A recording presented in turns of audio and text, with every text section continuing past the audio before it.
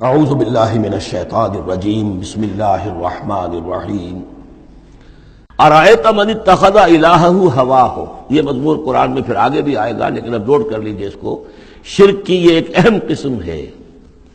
بڑے بڑے موحدین جو ہیں وہ اپنی جگہ سمجھتے ہوں، بڑے جغادری موحد اپنے آپ کو، وہ بھی ذرا غور کریں کہ شرک ایک یہ بھی ہے۔ شرک صرف قبر پرستی نہیں ہے، صرف یا رسول اللہ کہنا یا علی کہنا وہ بھی شرک ہے، لیکن صرف یہی شرک نہیں ہے، شرک یہ بھی ہے۔ ارأیت من اتخذ الہہ ہواہ، کیا تم نے دیکھا اس شخص کو جس نے اپنی خواہش نفس کو اپنا خدا بنا لیا ہے؟ نفس کہتا ہے مجھے یہ چاہیے، آپ کا دماغ بتا دیتا ہے دیکھو یہ حرام ہے، لیکن آپ نفس کا حکم مانگتے ہیں، اللہ کے حکم کو پیچھے ڈال دیتے ہیں۔ کون معبود ہوا آپ کا؟ اللہ معبود ہے یا نفس معبود ہے؟ نفس چاہیے مجھے تو دولت چاہیے، میں نہیں جانتا حلال سے حرام سے، کیا یہ حلال حرام لگا رکھی ہے، یہ مولویوں کے ڈھکوس لے، ٹھیک ہے ہوگا کوئی سود وغیرہ کوئی کبھی ہوتا ہوگا، آج تو چل ہی نہیں سکتا کاروبار سود کے بغیر۔ نفس کہتا ہے مجھے تو کرنا ہے، آپ نے اللہ کے حکم کو پیچھے ڈالا، نفس کا حکم مانا۔ کون معبود ہوا آپ کا؟ معبود تو وہی ہے جو مطاع ہو۔ آپ نے دیکھا کہ انہوں نے کہا تھا فرعون نے، جو ہماری قوم جس کی قوم ہماری عابدین ہے، عابدون ہے، جو ہماری اطاعت کرتی ہے، غلام ہے۔ عبد وہ ہوتا ہے جو آقا کا حکم مانتا ہے، غلامی کرتا ہے، حکم مانتا ہے، فرما برداری کرتا ہے۔ تو تم نے نفس کی فرما برداری کی تو تمہارا نفس جو ہے وہ تمہارا معبود ہے۔ چاہے تم چلے کاٹتے رہو، لا الہ الا اللہ کے جو ہے وظیفے کرتے رہو لمبی لمبی، لیکن اگر نفس پرستی کر رہے ہو، اگر نفس کی خواہشات پر عمل کرتے ہو اور اس میں حرام کو بھی تم اختیار کر لیتے ہو جس کو اللہ نے حرام کیا ہے، تو نفس تمہارا معبود ہے۔ کہہ رہے ہیں لا الہ الا اللہ، لا الہ الا اللہ، اور ہے ان کا معبود وہ خود ان کا نفس ہے۔ ارأیت من اتخذ الہہ ہواہ، کیا دیکھا تم نے اس شخص کو جس نے اپنے خواہش نفس کو اپنا الہ بنا لیا ہے، معبود بنا لیا ہے۔ افانت تکون علیہ وکیلا، تو کیا ہے نبی آپ ایسے شخص کی ذمہ داری لیں گے؟ ام تحسب ان اکثرهم یسمعون او یعقلون، کیا آپ کا خیال ہے نبی کہ یہ جو اکثریت آپ کے پاس آ کر کبھی جمگھٹا کر کے جمع ہو جاتی ہے، تو کیا ان کی اکثریت سنتی ہے یا عقل سے کام لیتی؟ یہ سنتے سناتے نہیں ہیں، یہ صرف اپنے عوام کو دھوکہ دینے کے لیے آتے ہیں کہ ہم تو گئے تھے جی سننے کے لیے، ہمیں کوئی بات ملی نہیں۔ آخر کو بات ہوتی تو مانتے نا، بات کوئی تھی نہیں۔ اتحسب ان اکثرهم یسمعون او یعقلون انہم الا کالانعام، نہیں ہے یہ مگر صرف چوپایوں کے مانند، بل ہم اضل سبیلا، بلکہ ان سے بھی گئے گزرے ہیں۔ چوپایوں کو تو اللہ نے وہ چیزیں دی نہیں تھی جو ان کو دی ہے، وہ عقل دی نہیں تھی جو ان کو دی ہے، لیکن یہ کہ یہ ان سے بھی گئے گزرے ہیں۔ الم تر الی ربک کیف مد الظل، کیا تم نے دیکھا نہیں اپنے رب کی طرف کہ کیسے اس نے تاریکی کو پھیلا دیا۔ جب رات ہوتی ہے تو گویا کہ پورے اس پہ زمین کے اوپر تاریکی کی چادر جو ہے اوڑھ دی، جیسے کالی چادر ڈال دی گئی ہو۔ کیف مد الظل، رات کی تاریکی کی چادر اللہ اڑا دیتا ہے۔ وَلَوْ شَاءَ لَجَعَلَهُ سَاكِنًا، اگر اللہ چاہتا تو پھر اسی رات کو مستقل کر دیتا، یہ رات کھڑی رہتی ہے، کبھی دن نہ آتا۔ یہ اس سے پہلے سورہ قصص میں آیت آ چکی ہے، قصص میں آئے گی۔ قُلْ أَرَأَيْتُمْ إِنْ جَعَلَ اللَّهُ عَلَيْكُمُ اللَّيْلَ سَرْمَدًا إِلَىٰ يَوْمِ الْقِيَامَةِ مَنْ إِلَٰهٌ غَيْرُ اللَّهِ يَأْتِيكُمْ بِضِيَاءٍ۔ ویسے اس سے پہلے یہ مضمون آ چکا ہے کہ اللہ تعالیٰ جو ہے اگر مستقل طور پر دن کر دے تو کون رات لائے گا، اور مستقل طور پر رات کر دے تو کون دن لائے گا؟ تو اگر یہ رات قائم رہتی، اللہ چاہتا تو اس قائم رات ہی رہتی۔ ثم جعلنا الشمس علیہ دلیلا، پھر ہم سورج کو جب روشن کرتے ہیں، سورج جو تو اس سے یہ ہے کہ رہنمائی ملتی ہے، پھر اس سے معلوم ہوتا یہ روشنی ہے اور وہ تاریکی تھی۔ تعرف الاشیاء بازدادها ثم قبضناہ الینا قبضا یسیرا، جب سورج طلوع ہوتا تو آپ نے دیکھا ہوگا سائے بڑے لمبے پڑے ہوئے ہیں، پھر رفتہ رفتہ سورج اوپر ہونا شروع ہوا اور سایہ سمٹنا شروع ہوا، گویا کہ کوئی کھینچ رہا ہے، تنابیں کھینچ رہا ہے، ان کی یہ سائے جو ہیں اب سمٹ کر آ رہے ہیں۔ پھر ہم ان سایوں کو، ان تاریکوں کو، ذل کو اپنے قبضے میں لے لیتے ہیں، گھسیٹ لیتے ہیں۔ ثم قبضناہ الینا قبضا یسیرا وہو الذی جعل لکم اللیل لباسا، اور وہی ہے اللہ جس نے کہ تمہارے لیے رات کو بنا دیا ہے اوڑھنا، والنوم سباتا، اور رات کو بنا دیا ہے آرام اور استراحت، وجعل النہار نشورا، اور دن کو بنا دیا ہے نکل کر پھیلنے کی، اور دنیا میں اور جو کام کرنے ہیں اس کے لیے مناسب ماحول بنا دیا۔ وَهُوَ الَّذِي أَرْسَلَ الرِّيَاحَ بُشْرًا بَيْنَ يَدَيْ رَحْمَتِهِ، اور وہی ہے کہ جو بھیجتا ہے ہوائیں بشارت دیتی ہوئی اس کی رحمت کے آگے آگے. رحمت باران رحمت کے آنے سے پہلے پہلے آگے آگے اس سے ٹھنڈی ہواؤں کے جھونکے آتے ہیں. وَأَنزَلْنَا مِنَ السَّمَاءِ مَاءً طَهُورًا، اور ہم نے اتارا آسمان سے پانی جو کہ بڑا پاک ہے اور پاکی حاصل کرنے کا ذریعہ ہے. جب پانی برستا ہے تو سب سے پہلے تو فضا کو پاک کرتا ہے، صاف کرتا ہے.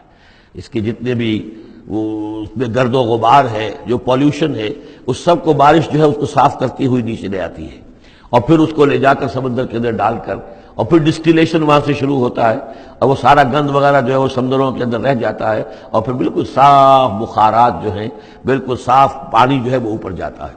تو یہ سائیکل ہے جو چل رہا ہے. اور یہ پانی ہی پھر اللہ تعالیٰ نے دنیا میں طہارت کے لیے ذریعہ بنا دیا ہے، صفائی کے لیے، پاکی کے لیے. مان طہورا لنحیی بہ بلدۃ میتا، تاکہ ہم زندہ کریں اس کے ذریعے سے ایک مردہ آبادی کو، مردہ علاقے کو، مردہ زمین کو. ونسقیہ مما خلقنا انعاما وناسیا کثیرا، اور پھر ہم وہ پانی پلاتے ہیں اپنی مخلوقات میں سے جو بہت سے چوپائے ہیں اور بہت سے انسان ہیں. تو یہ پانی کا جو سائیکل چل رہا ہے، اس سے ایک طرف صفائی ہوتی ہے، فضا کی صفائی، زمین کی صفائی. اشخاص اور افراد بھی پھر اپنی صفائی نہانے دھونے کے لیے استعمال کرتے ہیں. اس کو ہمارے ہاں کہا جاتا ہے یونیورسل کیریئر. پانی کہیں کنزیوم نہیں ہوتا باڈی کے اندر، یہ جسم کے اندر یہ وہاں بھی ایک سرکولیشن کا ذریعہ بنا ہوا ہے، خون کو سرکولیٹ کرنے کا، اور اسی کے ذریعے سے جو بھی وہ چیزیں ہیں کہ جو میٹابولزم کے جو نتائج ہیں کہ جن کو نکالنا جسم سے ہوتا ہے، وہ کہیں گردے کے ذریعے سے، کہیں وہ پھیپھڑوں کے ذریعے سے وہ چیزیں نکلتی ہیں. تو در حقیقت یہ پانی کا کام صفائی ہے، ہمارے جسم کے اندر بھی یہ صفائی کا کام کرتا ہے. وَلَقَدْ صَرَّفْنَا بَيْنَهُمْ لِيَذَّكَّرُوا، اور اس کو ہم نے گردش میں رکھا ہوا ہے لوگوں کے مابین. یہ پانی گردش، یہ جو میں نے عرض کیا تھا اس سے پہلے بھی، واٹر سائیکل جو ہے کہ یہ پہاڑوں کے اوپر جا کر جو ہے یہ اوور ہیڈ ٹینکس بن جاتے ہیں، یہ گلیشیئر سے بڑے بڑے کروڑ ارب ٹن جو ہے اس وہاں پر وہ برف پڑی ہوئی ہے، وہ پانی ہے. اب یہ کہ اگر آپ کو سٹور کا ہی کرنا پڑتا ہے اتنا پانی، تو کس طرح کے سٹور بناتے اور کیسے ٹینک بناتے، لیکن وہ پانی وہاں پہ رکھا ہوا ہے. اوور ہیڈ ٹینکس ہیں، کتنی اونچائی پر ہے. اب کوہ ہمالیہ کے اوپر جو ہے تو گویا کہ ہماری اس سطح سے 6 میل اوپر ہے وہ، اب وہاں پر وہ پانی ہے پڑا ہوا ہے. اب وہ اپنی اسی کشش ثقل جو ہے زمین کی، اس کے تحت وہ پھر پانی پگھل رہا ہے، نیچے آ رہا ہے، آتا ہوا وہ سمندر میں پہنچ جاتا ہے، پھر وہاں سے اس کی وہ ویپرز بن کر اوپر جاتے ہیں. صرفنا بینہم، ہم نے اسے گردش میں رکھا ہوا ہے لوگوں کے مابین، لیذکروا، تاکہ وہ اس سے نصیحت اخذ کریں. فابا اکثر الناس الا کفورا، لیکن اکثر لوگ انکاری ہیں، وہ تو سوائے کفران نعمت کے کوئی اور روش اختیار کرنے کو تیار ہی نہیں ہے. وَلَوْ شِئْنَا لَبَعَثْنَا فِي كُلِّ قَرْيَةٍ نَذِيرًا، اگر ہم چاہتے تو ہر بستی میں ایک نذیر بھیج دیتے، لیکن ہمارا قاعدہ یہ ہے کہ ہم بستیوں کے مرکزی مقام پر، یہ آ جائے گا اگلی صورت کے اندر جا کر، کہ یہ ایک مرکزی مقام میں ہم رسول بھیجتے رہے، یہ نہیں کہ ہر بستی میں بھیج دیں. وَلِكُلِّ قَوْمٍ ہَادٍ، ہر قوم کے لیے تو ہے، لیکن یہ کہ ہر بستی میں ہو اب یہ نہیں ہے. اللہ تعالیٰ کا طریقہ یہ ہے کہ جو بھی علاقہ ہے، جو اس کا ثقافتی، علمی، تہذیبی، سیاسی مرکز ہے، اس میں رسول کو بھیج دیا، کیونکہ باقی لوگ در حقیقت انہی کے متبعین ہوتے ہیں، انہی کے فالوورز ہوتے ہیں، انہی کی پیروی کرنے والے ہوتے ہیں. فَلَا تُطِعِ الْكَافِرِينَ وَجَاهِدْهُمْ بِهِ جِهَادًا كَبِيرًا، تو اے نبی آپ ان کافرین کی بات، کافروں کی بات مت مانیے. دیکھیے اطاعت دو معنی میں ہے. اطاعت ایک تو یہ کہ کسی نے حکم دیا اور آپ نے اس کی بات مان لی، یہ بھی اطاعت ہے کسی نے مخلصانہ انداز میں آ کے مشورہ دیا، دیکھو محمد اتنی سختی نہ کرو، یہ تم اپنی قوم کے ساتھ لڑائی مول لے رہے ہو، کیا فائدہ ہوگا، قوم ڈیوائیڈڈ ہو جائے گی. اور سوچ لو ہمارے جو قبیلے کی کوئی اگر عرب کے اندر کوئی دھاک بیٹھی ہوئی ہے تو اس لیے کہ ہمارا قبیلہ مجتمع ہے. اب اس طریقے سے تم نے جو معاملہ کر دیا، بھائی کو بھائی سے کٹوا دیا اور والدین سے بیٹوں کو جدا کر دیا، تو اس کا کیا کام؟ اس سے بہتر ہے صلح جوئی ہونی چاہیے، اور مل جل کر کوئی بات کیجیے ایسی کہ جس سے صلح ہو جائے، کچھ آپ اپنی منوا لیں، کچھ ان کی مان لیں. اس قسم کا باقاعدہ کردار جو ولید بن مغیرہ کا کردار یہی تھا، اور وہ یہی چاہتا تھا کہ کسی طریقے سے یہ تصادم ختم ہو اور کسی ٹرمز کے اوپر کو مصالحت ہو جائے. تو بار بار جو کہا جاتا ہے فَلَا تُطِعِ الْكَافِرِينَ، تو کیا مانی؟ حضور کون سے کافر کی اطاعت کرنے کے لیے آمادہ تھے؟ لیکن ایسی بات ایسی ہوتی ہے کہ جس کے بارے میں کسی وقت جب کہ آدمی کسی شدید دباؤ میں ہو تو بربنائے طبع بشری ہو سکتا ہے کہ طبیعت جو ہے کچھ اس کی بات سننے کی طرف تو مائل ہو ہی جائے. جیسا کہ ہم سورہ بنی اسرائیل میں پڑھ چکے ہیں، وَإِن كَادُوا لَيَفْتِنُونَكَ عَنِ الَّذِي أَوْحَيْنَا إِلَيْكَ لِتَفْتَرِيَ عَلَيْنَا غَيْرَهُ وَإِذًا لَّاتَّخَذُوكَ خَلِيلًا۔ یہ لوگ تو تلے ہوئے ہیں کہ آپ کو بچلا دیں اس چیز سے کہ جو ہم نے آپ پر وحی کی ہے، کہ آپ کچھ اور گھڑ کر ہماری طرف منسوب کر دیں، پھر یہ آپ کو دوست بنا لیں گے، جھگڑا ختم، لڑائی ختم ہو جائے گی۔ لڑائی تو ان کو ہماری آیات سے ہے، ہمارے قرآن سے ہے، ذاتی آپ کے ساتھ تو کوئی جھگڑا نہیں ہے۔ لیکن یہ کہ فرمایا وَلَوْلَا أَن ثَبَّتْنَاكَ لَقَدْ كِدتَّ تَرْكَنُ إِلَيْهِمْ شَيْئًا قَلِيلًا، اور اگر ہم نے ہی آپ کو جمائے نہ رکھا ہوتا تو اے محمد صلی اللہ علیہ وسلم عین ممکن تھا کہ آپ کچھ نہ کچھ ان کی طرف جھک ہی جاتے۔ تو یہ جو دباؤ تھا شدید، اس کا اندازہ کیجئے اس سے تو فرمایا جا رہا فَلَا تُطِعِ الْكَافِرِينَ، آپ ان کی باتیں بھی بس سنیں، اس قسم کی کسی بات کے لیے آپ جس کو کہتے ہیں ٹو لینڈ این ایئر، کہ آپ اپنا کان اس کو دیں کہ وہ آپ کے کان میں آ کر یہ بات کر دیں، یہ بھی نہ کریں آپ، اس کی بھی آپ اس کا موقع نہ دیں۔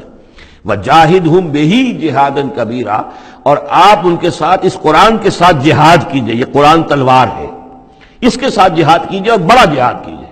یعنی مکے میں جو جہاد ہو رہا تھا 12 برس تک جو ہوا ہے، وہ تلوار والا جہاد نہیں تھا، وہ قتال نہیں تھا، وہ جہاد بالقرآن تھا۔ یہ بہت اہم موضوع ہے جس پہ میری تقریر موجود ہے، کتابچہ موجود ہے، بلکہ 2 ہے، جہاد بالقرآن اور پھر جہاد بالقرآن کے 5 محاذ۔ آج بھی ہمارے ہاں جو بھی قومی مسائل ہیں، ملکی مسائل ہیں، ہمارے اس وقت اجتماعی مسائل ہیں، واقعہ یہ ہے کہ ان کے لیے 5 محاذ ہیں جن پر کہ قرآن مجید کی شمشیر ہاتھ میں لے کر جہاد کرنے کی ضرورت ہے۔ اب اس وقت ظاہر بات ہے کہ اس کا موقع نہیں ہے، لیکن یہ کہ اس اعتبار سے کہ ایک انقلابی جد و جہد، اللہ کے دین کو قائم کرنے کی جد و جہد میں دعوت قرآن کے ذریعے سے، تربیت قرآن کے ذریعے سے، تزکیہ قرآن کے ذریعے سے، یہ ساری چیزیں ہم پڑھتے چلے آ رہے ہیں۔ تبشیر قرآن کے ذریعے، انذار قرآن کے ذریعے، تذکیر قرآن کے ذریعے، اور جو سینوں کے اندر کے جو روگ ہیں ان کا علاج قرآن سے، شفاء لما فی الصدور، نصیحت قرآن سے، یہ سارا قرآن سے۔ تو اس حوالے سے جاہدہم بہ جہادا کبیرا، صدق اللہ العظیم۔